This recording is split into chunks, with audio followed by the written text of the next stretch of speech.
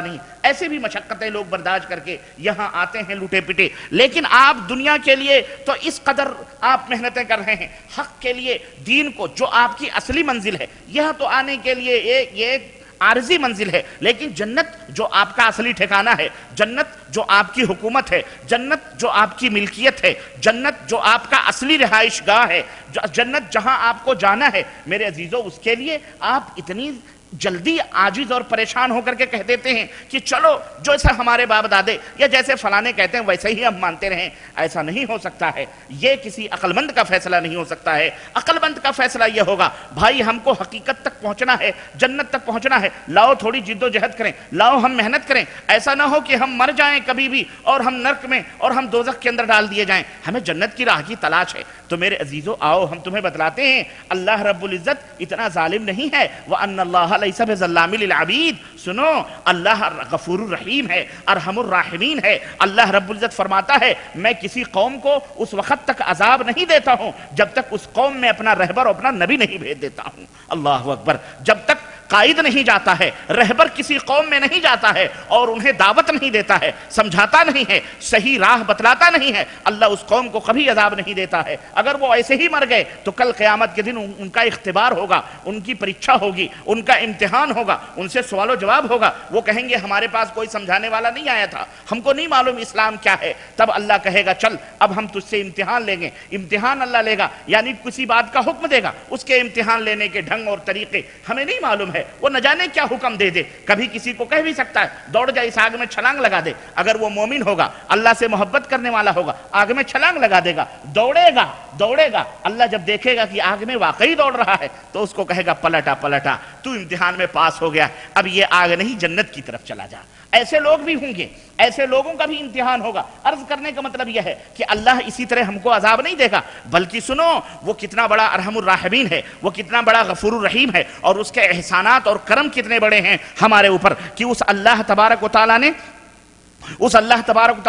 ہمیں تنہا نہیں چھوڑا, بلکہ ہم مسافروں کے لیے سڑک بتلانے کے لیے, راہ بتلانے کے لیے, روٹ بتلانے کے لیے, اور صحیح راستہ منزل کی طرف پہنچانے کے لیے اور صحیح راہ دکھلانے کے لیے اللہ عز و جل نے صرف ہدایت ہی نہیں اتاری. یہ جو قرآن ہے سراپا ھدی للمتقین ہے, یہ پرہیزگاروں کے لیے, اللہ سے ڈرنے والوں کے لیے, اللہ سے ڈرنے والوں کے لیے سراپا ہدایت ہے. اللہ نے ایسے ہی نہیں اس قرآن کو اتار دیا, بلکہ صاحب ہدایت حضرت ہادی اعظم, رہبر امت, قائد اعظم, امام اعظم حضرت محمد الرسول اللہ صلی اللہ علیہ وسلم کو ہمارا ہادی, ہمارا رہنما, ہمارا اسلام کا پرچارک اور اسلام کا رشی, ہمارا اسلام کی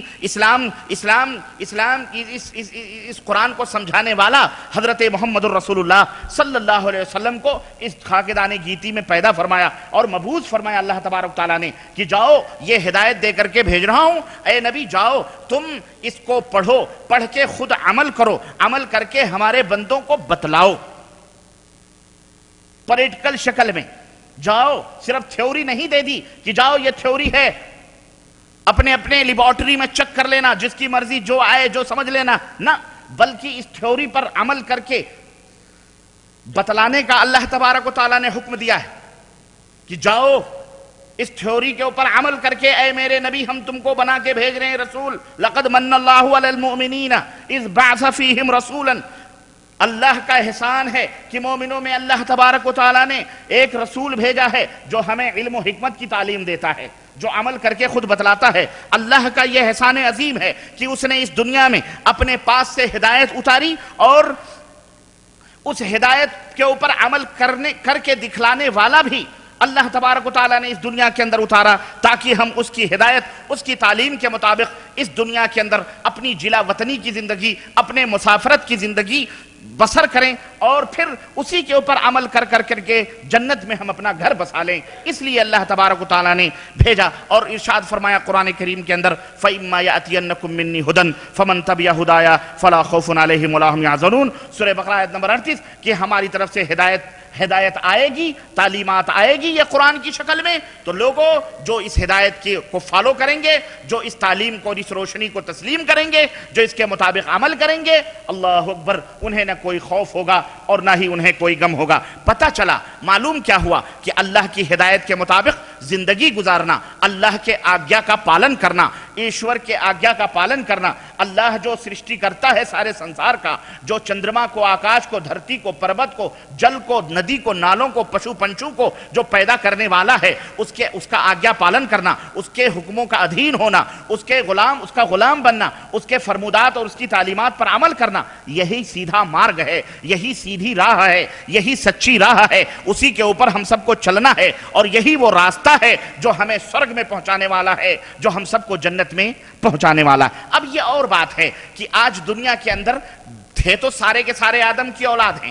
ہماری طرح ناک ان کے بھی ہیں، جو بل کلنٹن کے یا بش کے ہیں، یہودی کے، سب کے ہیں وہی، لیکن یہاں آ کر کے دنیا میں شیطان نے ان کو پھیرا دیا ہوا ہے، ان کو گھمایا ہوا ہے، اور وہ جناب علی کوئی کس گائے کو پوج رہا ہے، کوئی بکرے کو پوج رہا ہے، کوئی چندرما کو پوج رہا ہے، کوئی سورج کو پوج رہا ہے، کوئی اپنے ہاتھوں سے مٹی بنا کر کے خود اس کو پوج رہا ہے، کوئی بٹھا کے پوج رہا ہے، کوئی نیچے سلا کے پوج رہا ہے، المہم مختلف طریقوں اور مختلف اندازوں سے لوگ پوج رہے ہیں، تو وہ گمراہ ہو گئے۔ لیکن مومنین کون ہوئے؟ مومنین وہ ہوئے جو اللہ کے تعلیمات کے اوپر کلمہ پڑھا، لا الہ الا اللہ محمد رسول اللہ، کہ اللہ کے سوا کسی کی پوجا نہیں ہے، اللہ کے سوا کسی کے سامنے سر نہیں جھکانا ہے، وہی وہ نرنکار ہے، اسی کے سامنے اپنے دکھ درد کو بیان کرنا ہے، پرارتھنا اسی سے کرنا ہے، دعائیں اسی سے مانگنی ہے، اسی کی آرادھنا کرنی ہے، عبادتیں اسی کی کرنی ہے، رکوع سجدے اسی کے کرنے ہیں، شیش اسی کے سامنے جھکانے ہیں، سروں کو اسی کے سامنے ٹیڑھا جھکانا ہے۔ غرض جنہوں نے یہ تسلیم کر لیا اور رسالت کے اوپر ایمان لائے کہ وہ رشی، وہ محمد صلی اللہ علیہ وسلم جسے ہندوؤں کی کتابوں میں کلکی اوتار کہا گیا ہے، وہ آ چکا ہے، اس کے اوپر وہ ایمان لائے، انہیں مسلمان کہتے ہیں۔ جو یہ نہیں مانتے ہیں انہیں غیر مسلم کہا جاتا ہے۔ جو یہ سب ایمان نہیں لاتے ان کو کیا کہا جاتا ہے؟ غیر مسلم، کافر، انکار کرنے والا کہا جاتا ہے۔ یہ اور بات ہے، یہ وہ شکشائیں تھیں، یہ وہ تعلیمات تھیں جو ہم ہندوستانیوں نے، بالخصوص میں اپنے یا پاکستانیوں نے یا ہمارے بنگلہ دیشی بھائیوں نے اپنے قرب و جوار میں رہتے ہوئے کافروں، غیر مسلموں کو ہم نے نہ پہنچائیں، ہم نے نہ ان کو بتلائیں۔ اشوک سنگھل جس نے بابری مسجد توڑی ہے، جو آج بھی زندہ ہے، اللہ کے گھر کو توڑ کر وہ مردود آج بھی زندہ ہے، انشاءاللہ اللہ تعالیٰ اسے نرک میں یا تو ہدایت دے یا تو اسے نرک میں ضرور ڈالے گا، اور نرک کیا، وہ تو دنیا ہی میں نرک ہو جائے گا، اس کے مرنے کی دیری ہے، یہیں سے وہ جلنا شروع ہو جائے گا، یہیں سے اس کا جلنا شروع ہو جائے گا۔ ہاں، شمشان گھاٹ پر لے جائیں گے، سومن گھی ڈال کر، لکڑیوں کے ٹھٹیوں میں ڈال کر، آگ لگا کر، پھر ان کو جلائیں گے، انگ انگ جلیں گے، اور جب کہیں رگیں تنیں گی بیٹا کی اور کہیں سکڑیں گے تو ڈنڈے لے کر اوپر سے مرمت بھی کریں گے۔ ہاں، یہ تو دھرم ہے بہرحال۔ تو خیر، جہنم تو یہیں سے شروع ہو جاتی۔ وہ کیا کہتا ہے کہ مسلمان ہم کو کافر کہتے ہیں، مسلمان ہم کو کافر کہتے ہیں۔ ارے انہوں نے ہمیں کیا پیش کیا ہے؟ انہوں نے ہمیں کون سی بات پیش کی ہے کہ ہم نے اس کا انکار کیا؟ میں نے کہا ایک منٹ کے لیے ذرا ہم غور کر لیں اس کی بات پر، وہ صحیح کہہ رہا ہے، وہ صحیح کہہ رہا ہے۔ ہم اپنے دیش کے بھائیوں کو، برادران وطن کو، اپنے دیش، اپنے بھارت کے رہنے والے مسلمان جو لوگ ہیں، میں ان سے خاص طور سے پاکستان، بنگلہ دیش کے جو لوگ ہیں ان میں چونکہ وہ اقلیت میں ہیں، اس لیے ان کو ذرا سا وہ بھی سوچیں، ہم بھی سوچیں کہ کیا ہم نے اپنے کسی بھارت کے یا پاکستان کے یا بنگلہ دیش کے کسی غیر مسلم کے سامنے، چاہے وہ سکھ ہو، چاہے وہ عیسائی ہو، چاہے وہ نصرانی ہو، چاہے وہ یہودی ہو، چاہے وہ ہندو ہو، کسی کو ہم نے اسلام کے بشے میں، اسلام کے بارے میں اس کا تعارف کروایا ہے؟ ہم نے اسے بتلایا ہے؟ ہاں، یہ بہت بڑی، یہ میں بتاؤں گا بھی، یہ ہماری ذمہ داری تھی جس کو ہم بھول چکے ہیں۔ برطانیہ کا ایک شخص مسلمان ہوا، یہاں کے جریدے میں، اخبار میں یہ خبر آئی، اس نے کہا میں مسلمان ہو چکا ہوں الحمدللہ، لیکن کل قیامت کے دن میں مسلمانوں کے گریبان، میں اللہ سے یہ کہوں گا، میں اللہ سے کہوں گا، اے اللہ میرے ماں اور باپ کو، میرے ماتا پتا کو، میرے فادر کو اور میری ممی کو جہنم میں پہنچانے والے یہ مسلمان تھے، یہ مسلمان تھے، یہ مسلمان تھے، انہوں نے جہنم میں پہنچایا۔ کیوں؟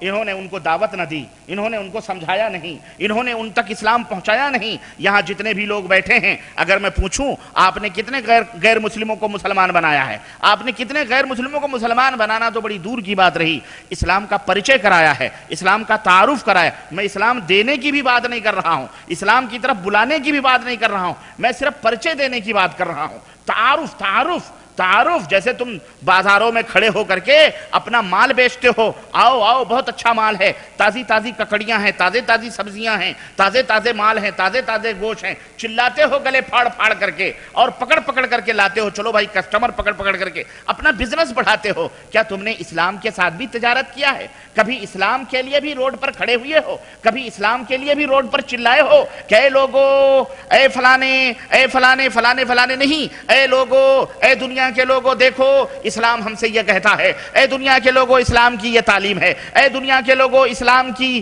جو راہ ہے وہی سچی راہ ہے، وہی سیدھی راہ ہے، وہی سرگ والی راہ ہے، وہی جنت میں پہنچانے والی راہ ہے. کبھی تم نے بتلایا ہے غیر مسلموں کے سامنے؟ کبھی ان کے دروازوں پہ دستک دی ہے؟